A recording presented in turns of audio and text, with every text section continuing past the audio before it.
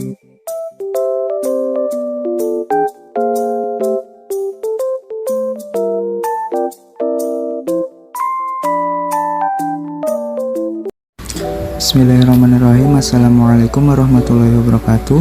Perkenalkan, kami dari kelompok 4 dengan beranggotakan 3 orang, yaitu Gina Nur Fitriani, Iqfirli Hikmatul Maula, dan Arbi Ferdiansyah, tentang meriset pengaruh geografis dengan berbagai variabel terhadap pertumbuhan kecambah kacang hijau, yang dimana sesuai anjuran yang Bapak berikan, kami ingin membahas mengenai tahap merancang. Tahap merancang ini adalah tahap untuk bagaimana kita akan mensukseskan agar kecambah itu bisa sesuai dengan apa yang kita inginkan. Yang pertama, kita akan membahas rumusan masalahnya, yaitu rumusan masalahnya untuk mengetahui perbedaan berbagai variabel di kota maupun di kabupaten. Yang kedua, untuk mengetahui percepatan tumbuh dengan perbedaan geografi tempat. Terus adapun alat bahan yang digunakan, ada biji kacang hijau, air, polybag tanah, serokan tanah, dan alat tulis, dan handphone untuk mengunduh aplikasi AdSweater. Adapun prosedur kerja yang dilakukan yaitu disiapkan alat dan bahan, kemudian dimasukkan tanah ke dalam polybag secukupnya, dibuat lubang pada tanah menggunakan jari untuk memasukkan biji kacang hijau. Setelah itu dimasukkan biji kacang hijau ke dalam lubang yang tadi. Terus disiram dengan air ukuran 2 ml, 5 ml, dan 10 ml. Diukur suhu kelembaban dan intensitas cahaya menggunakan AdSweater. Diletakkan di tempat yang tidak terlalu panas dan tidak terlalu tertutup juga ya teman-teman. Yang selanjutnya, diamati tumbuhan kacang hijau selama 10 hari. Ditulis hasil pertumbuhan di label laporan mini riset. Dibersihkan kembali tempat yang sudah digunakan. Tahap yang selanjutnya yaitu tahap melaksanakan, tahap untuk melakukan risetnya langsung. Di sini melakukan langsung penanaman biji kacang hijau.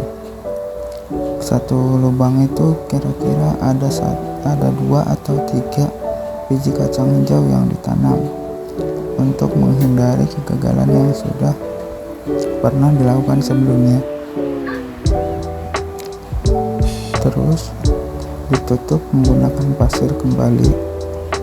Dilakukan hal tersebut berulang-ulang hingga polybag 1, polybag 2, polybag 3 terisi dengan biji kacang hijaunya.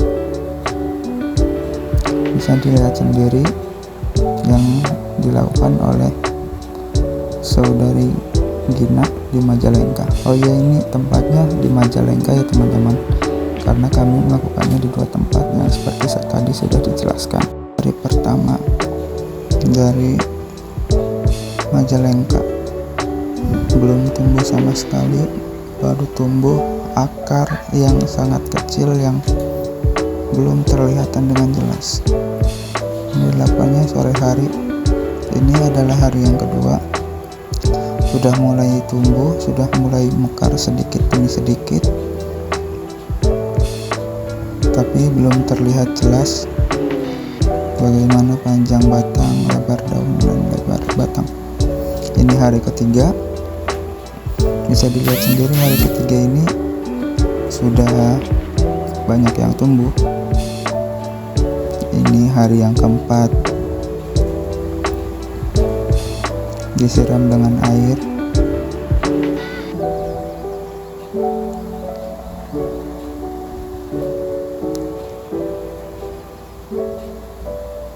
Agar bisa tumbuh. Ini hari yang kelima. Tuh, bisa dilihat perbedaan antara hari pertama hingga hari kelima. Sudah tumbuh daun, batang yang cukup tinggi dan cukup hijau. Hari yang keenam.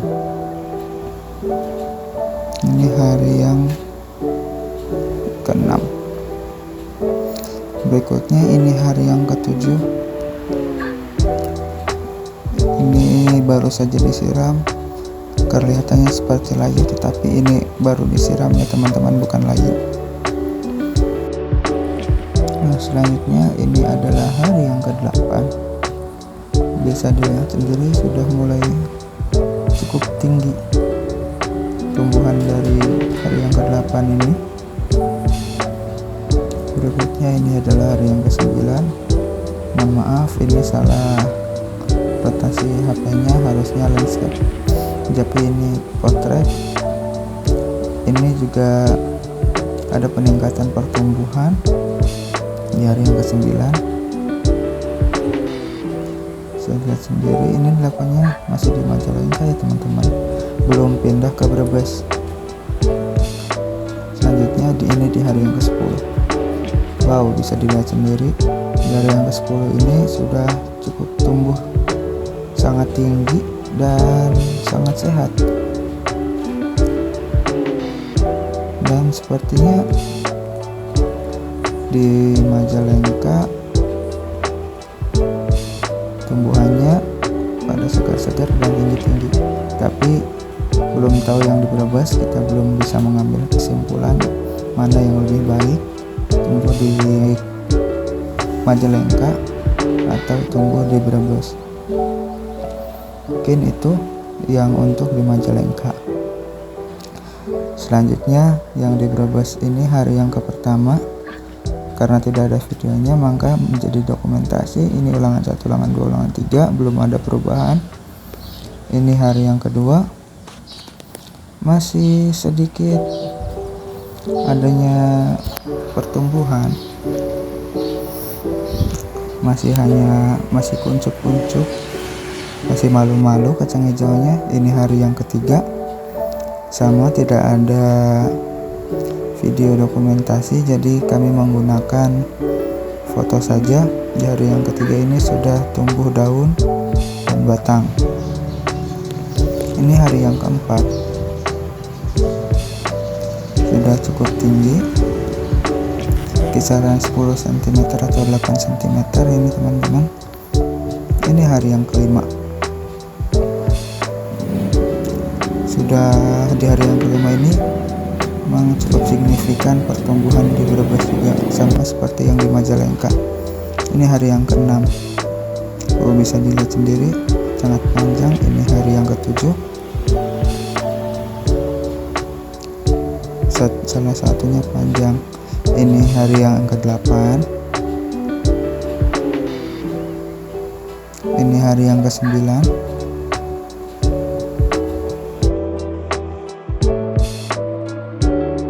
dokumentasi dari hari pertama sampai hari ke-10 di Majalengka maupun di Brebes.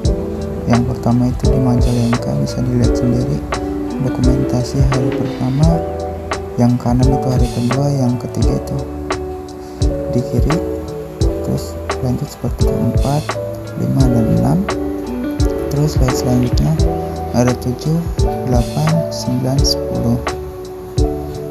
Terus yang selanjutnya ada dokumentasi hari yang pertama di Brebes, kedua, hari yang ketiga, hari yang keempat, hari yang kelima, hari yang keenam. Terus yang selanjutnya hari ke-7, hari ke-8, hari ke-9, hari ke-10. Berikut merupakan catatan hasil mini riset yang telah kami lakukan. Bisa dilihat sendiri, ini adalah hasil pertumbuhan dari hari pertama, hari kedua, hari ketiga sampai hari yang ke-10. Mengapa kita sampai hari 10 saja?